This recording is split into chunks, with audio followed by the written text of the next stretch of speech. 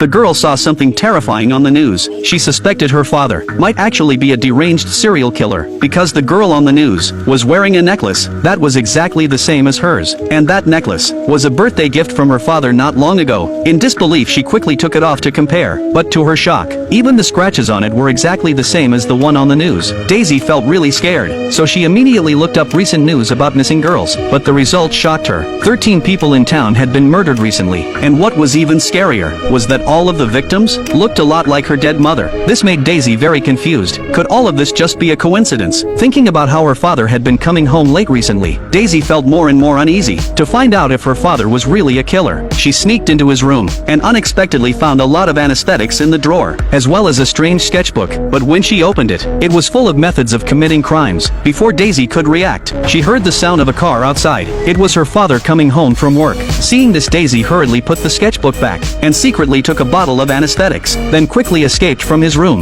But when she got back to her room, she suddenly remembered the TV downstairs was still on, so she quickly ran downstairs and turned it off right before her father walked in. But then Daisy noticed her father was wearing leather gloves. Feeling suspicious, she asked why, but her father quickly said it was because it was cold. Seeing this, Daisy didn't say anything else. Then they sat on the couch to watch TV, but Daisy wasn't in the mood. Her head was full of thoughts about her father killing people, and just then, seeing Daisy cut her hand, her father quickly helped her clean the wound gently. At that moment, Daisy couldn't believe such a gentle man could hurt anyone. She thought maybe she was being too sensitive. But even late at night, Daisy still couldn't sleep. Then she heard noises from the living room. It was her father opening the attic stairs. Hearing the crackling sounds above, it was clear he was doing something shady up there. The next morning, Daisy tested her father with the necklace. She asked if he bought it secondhand to save money, because it had many small flaws. Her father said he didn't check carefully when buying it.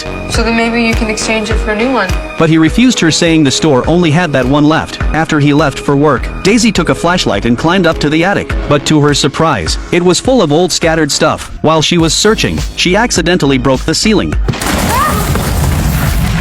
Daisy quickly got back up and saw it was her own room below. Luckily, that meant she wouldn't be found by her father. And just then she found a box. When she opened it, it was full of women's jewelry, one she had never seen before, and they weren't her mother's. She picked up one to look and saw dried blood on the ring. She instantly realized her father was a serial killer. Terrified, Daisy hurried to pack her bags. She wanted to get away from this murderer, but the moment she stepped outside, she closed her eyes and walked slowly, feeling her way like a blind person. It turned out Daisy had agoraphobia. Whenever she was in open public places, she would feel intense fear and anxiety. She tried to push herself through it, but before she got far, she heard the sound of a motorcycle. Daisy got dizzy and panicked. Fear overwhelmed her, and she ran back inside. Since she couldn't escape, she decided to confront her father. When he saw the jewelry, he froze. What is this, Dad? He said it was all her mother's. Daisy showed him the bloody ring and asked what the blood was, but he said it was paint. Daisy confronted him. She pulled out the necklace and asked if he killed someone, and showed the photo from the news. Her father got furious. But that doesn't explain. You're turning into her. Do you know that? Neurotic and paranoid until the end. Did you kill her?